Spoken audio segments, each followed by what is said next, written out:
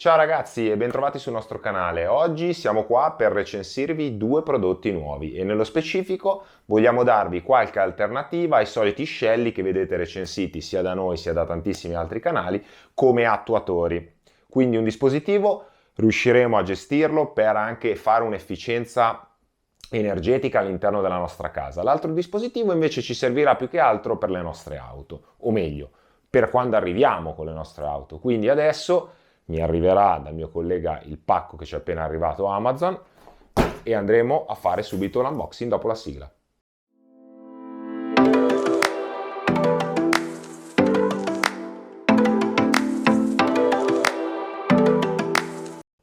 Proseguiamo con l'unboxing.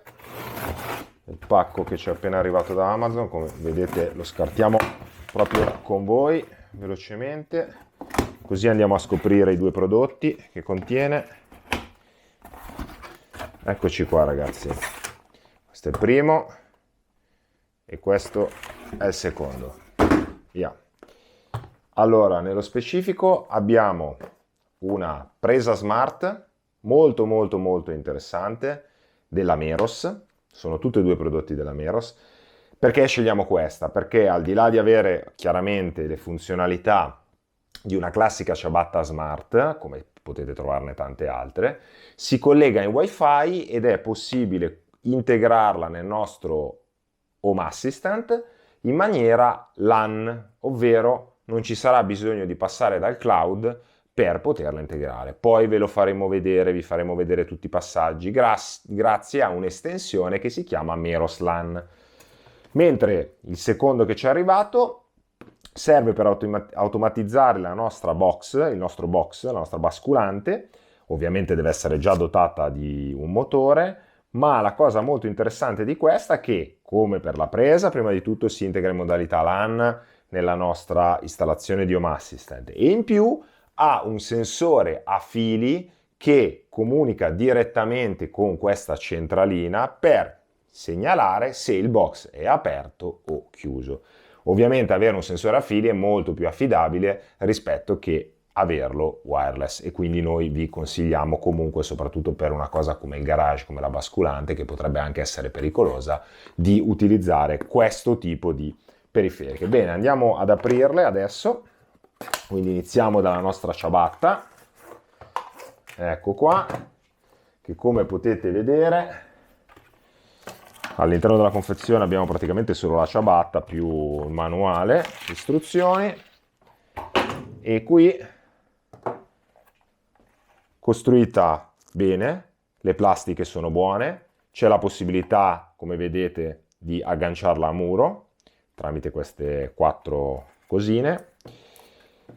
Ovviamente si accende e si spegne, 4 prese comandate, e quindi è per quello che all'inizio del video vi dicevamo potete sostituire gli scelli, perché non tanto per le luci ma tanto per le prese. Inoltre ricordiamoci sempre che gli scelli andrebbero messi dentro una presa e quindi quella presa lì diventerebbe automaticamente solo quella presa lì comandata. Invece grazie a una multipresa del genere voi avete magari lo scelli nella presa che vi legge i consumi e le 4 prese che sono comandate con 4 dispositivi del tutto differenti. Da questa parte abbiamo anche la possibilità di caricare con ben 4 porti USB, quindi potete ricaricare qualsiasi cosa.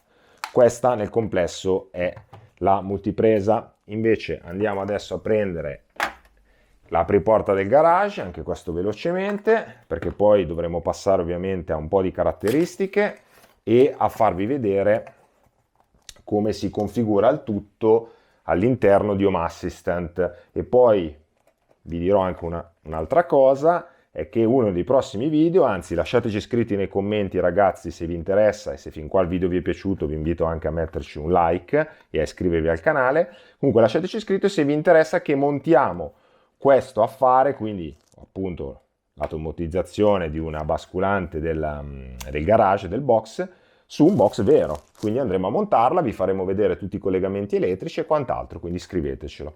Allora, all'interno della confezione comunque troviamo 3 box, è abbastanza fatta bene, pur non costando tanto, poi alla fine vi diremo comunque il tutto.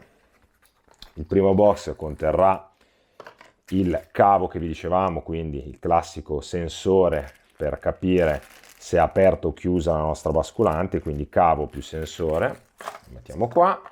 Il secondo box invece include, vabbè, un trasformatore USB per l'alimentazione, e il terzo box invece è quello da collegare al motore. Poi vi spiegheremo i collegamenti ovviamente, ma come vi abbiamo detto il video eventualmente, se vi interessa, lo faremo su una basculante vera la successiva volta. Adesso vi faremo vedere solo come si collega. Comunque non è nient'altro che un attuatore.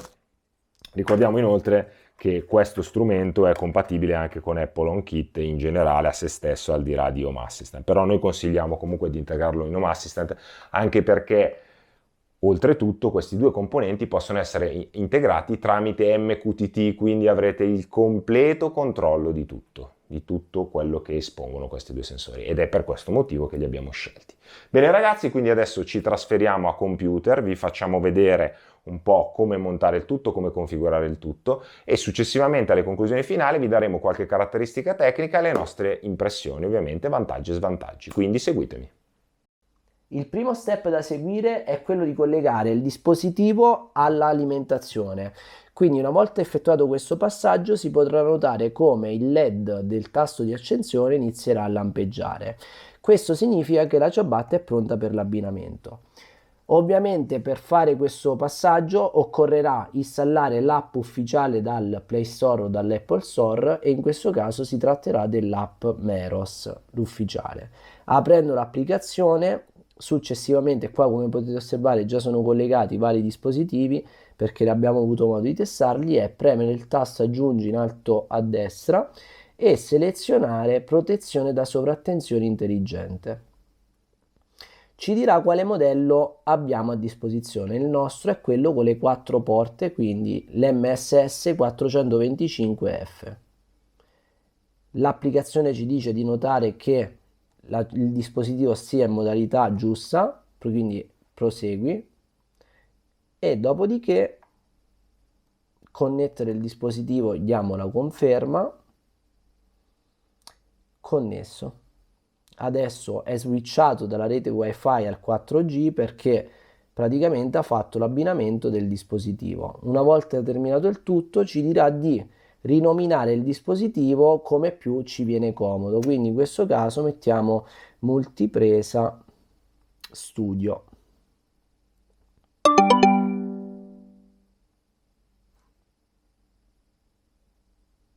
Prosegui. Scegliere l'icona, va benissimo anche quella di default. Eccoci qua, adesso ci chiede la password del wifi, quindi ragazzi ci vediamo immediatamente dopo a questo passaggio. Una volta inserita la vostra password andrete sul tasto prosegui. Quindi il tutto adesso è in fase di abbinamento. Come si è sentito, la multipresa ha iniziato a fare un rumore di clack, ovvero che inizia a comandare tutti i singoli punti di corrente, ed è in modalità di ripresa. Eccoci qua, infatti è terminata e la luce è diventata fissa verde. Fatto. Terminato l'abbinamento, ricordiamo anche che il dispositivo ci dirà che è compatibile con Google Assistant oppure Alexa. Nel nostro caso specifico sapete che utilizziamo Home Assistant per il comando tramite i nostri assistenti vocali, quindi salteremo quel passaggio anche perché è semplicissimo. Quello che ci interesserà in questo momento è quello di vedere che all'interno dell'app Meros il dispositivo appare correttamente ed è anche immediato durante l'accensione e lo spegnimento dei vari switch. Quindi come potete osservare, switch 1 immediato, switch 2, switch 3, switch 4 e anche l'USB. Premendo invece il generale si andranno ad accendere tutte quante le prese, incluso lo slot USB delle 4 prese. Quindi l'altra cosa importante che vi volevamo far notare è che questo dispositivo consente anche di spegnere tutte le varie luci LED, perché è una feature non scontata e che è molto antipatica su altre tipologie di dispositivi, ed è per questo che abbiamo deciso di recensirvela e mostrarvela. Come potete osservare, togliendo la spunta del LED si spegneranno tutte le luci, l'unico non comandabile risulterà solamente quello della presa USB, che però non è detto che venga sempre utilizzato, quindi rispetto ad avere tutti e 6 LED, anche quello della presa USB diciamo che è minimo, ed è per questo che l'abbiamo promosso a pieni voti. Ora invece andremo ad affrontare un altro argomento molto importante, che è quello dell'integrazione di Home Assistant, però vi farei vedere prima lo Smart Door Opener e poi andremo su Home Assistant. Quindi proseguiamo. Il prossimo dispositivo da mostrarvi è lo Smart Door Opener per il garage. Quindi, come potete osservare, lo abbiamo già scartato e unboxato. Adesso vi spieghiamo solamente i collegamenti elettrici. Questo qua con l'USB-A è il cavo di alimentazione con fornito l'adattatore, quindi in questo caso andremo a collegare l'USB e a metterlo all'interno della presa, la spina a collegarla nella presa. Poi invece per quanto riguarda il sensore, quindi sarà dotato anche di magnete, quindi dopo lo prendiamo dallo scatolo e vi mostreremo. Per quanto riguarda questo, basterà collegarlo all'interno di questo morsettino rosso che vedete, infatti il collegamento è obbligato ed è molto semplice, quindi basterà inserirlo e siamo a posto. Mentre invece l'ultimo cavetto che potete vedere è quello che va collegato al motore. Quindi ovviamente ragazzi dipende dalla tipologia di motore, a seconda delle caratteristiche tecniche che avete nel vostro dispositivo installato, bisognerà capire sulla scheda su quale polo andare a inserire questi due cavi.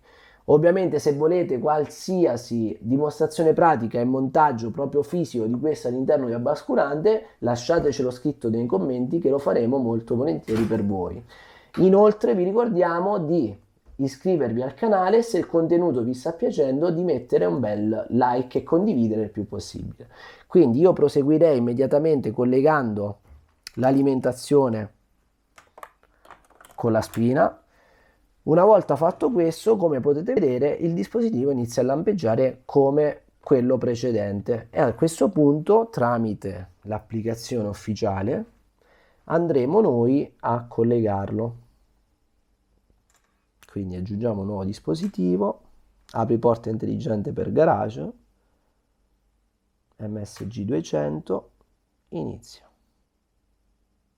Qui dovremo selezionare la tipologia di motore che abbiamo a disposizione, ne diamo uno qualsiasi, anche uno della CAM, magari che è un marchio più conosciuto, mettiamo BX serie, ok, sì l'ho trovato, perfetto.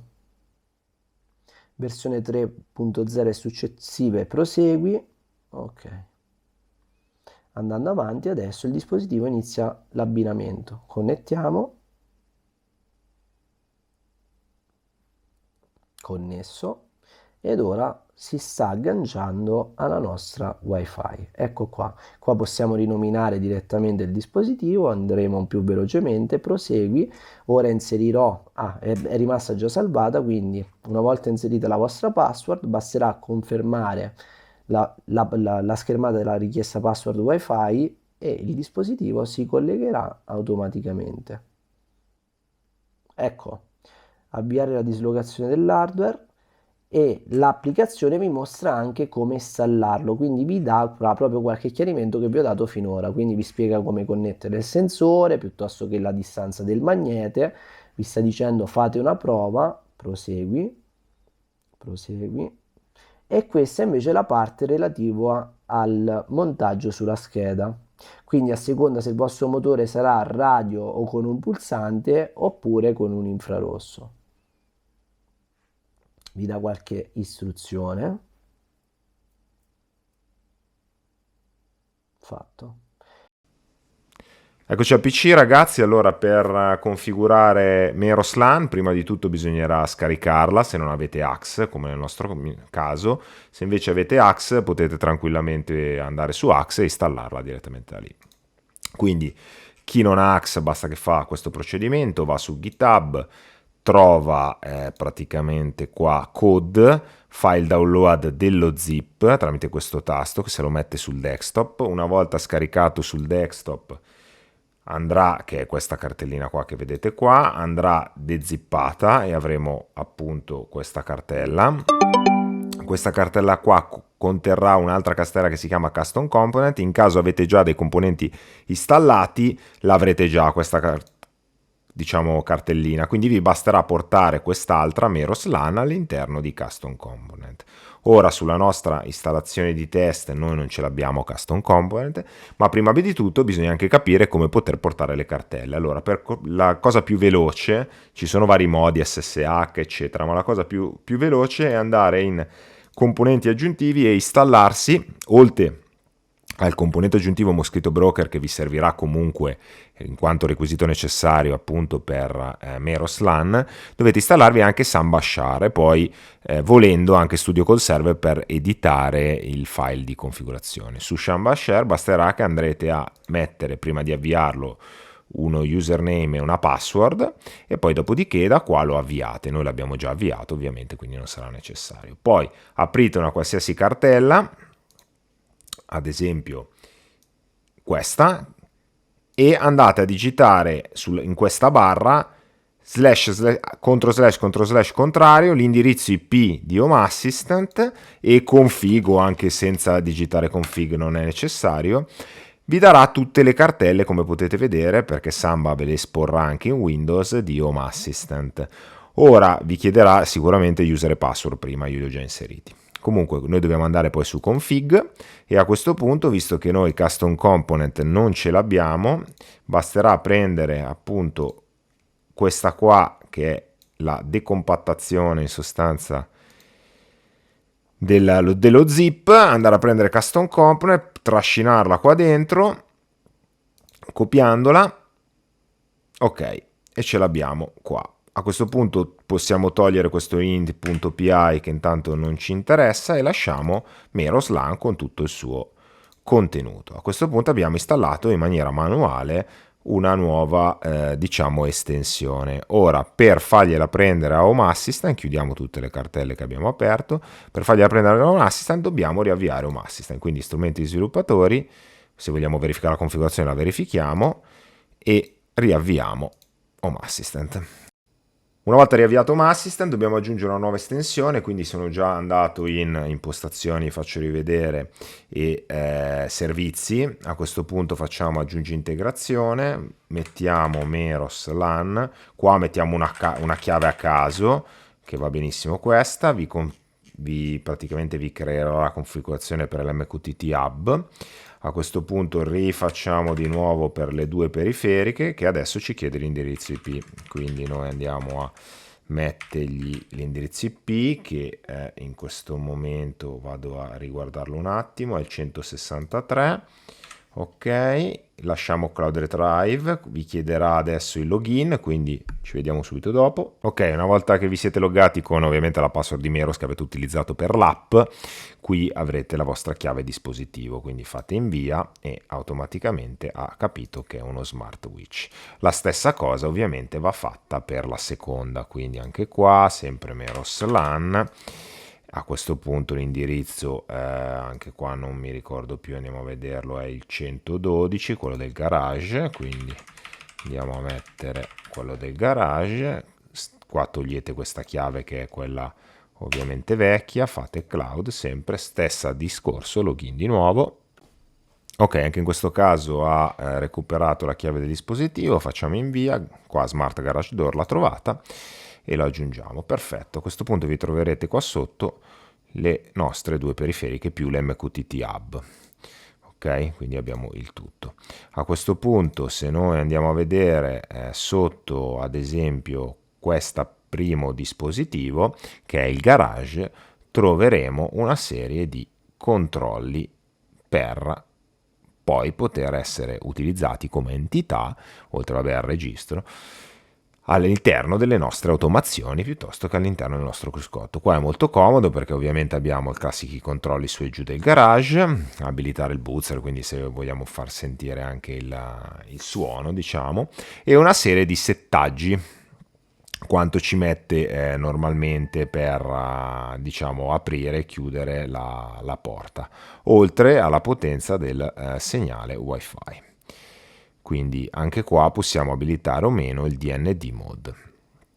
Ok, poi diciamo che questa parte qua ha più senso magari se nel momento in cui vi facciamo il video del montaggio vi spieghiamo un po' come configurarla, quindi adesso ve la spiego così molto velocemente. Se invece andiamo sulla presa switch, come potete vedere che sarà questa.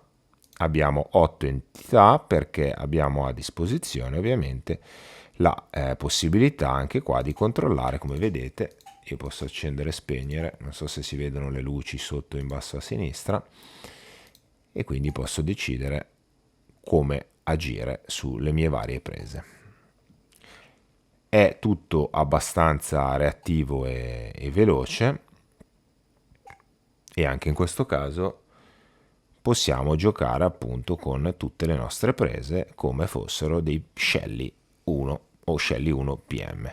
Ovviamente purtroppo non c'è la parte di la grossa limitazione di queste prese è che manca la parte appunto di controllo dei carichi, cioè in senso quanto consuma la presa in quel momento. Siamo giunti alle conclusioni finali, quindi cosa dire di questi due dispositivi? Sicuramente sono molto validi perché grazie anche alla loro app molto funzionale e l'integrazione via LAN in Home Assistant ne fanno sicuramente un best buy. Punti a vantaggio sono effettivamente la possibilità di avere entità separate per ogni singola presa e addirittura anche per l'USB.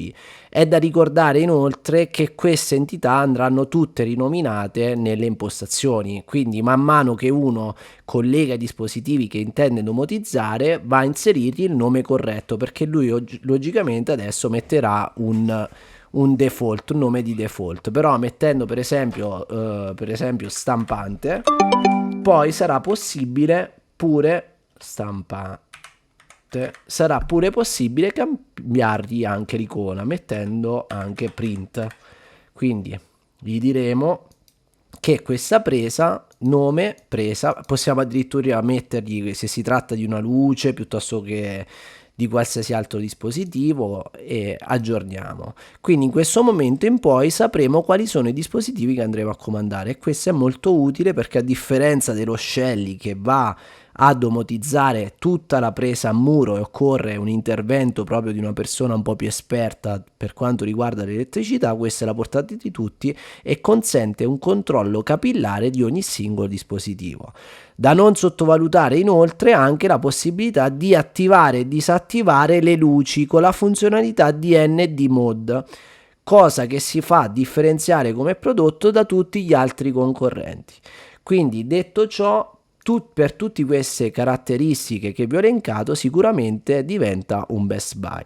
Per quanto concerne invece il discorso dello Smart Opener, come possiamo vedere e vi ha spiegato il mio collega precedentemente, riusciamo a impostare qualsiasi dato riguardo alla chiusura, l'apertura e anche qua rispetto all'accensione e lo spegnimento della lampadina, quindi molto utile. L'unico aspetto contrario della della presa smart è solamente il discorso del monitoraggio del consumo. Però ricordiamo che se uno installa uno Shelly EM all'interno del quadro riesce a capire anche il singolo consumo di ogni dispositivo. Una volta che ha ricavato quel dato potrà creare dei sensori anche virtuali. Però ci sarà eventualmente un ulteriore approfondimento. Con questo ragazzi siamo arrivati al termine del video, vi ricordo di metterci un bel like se il contenuto vi è piaciuto, per qualsiasi altra domanda fatela anche all'interno dei commenti, saremo lieti di rispondervi. Con questo ragazzi è tutto, mi raccomando iscrivetevi e al prossimo episodio. Ciao!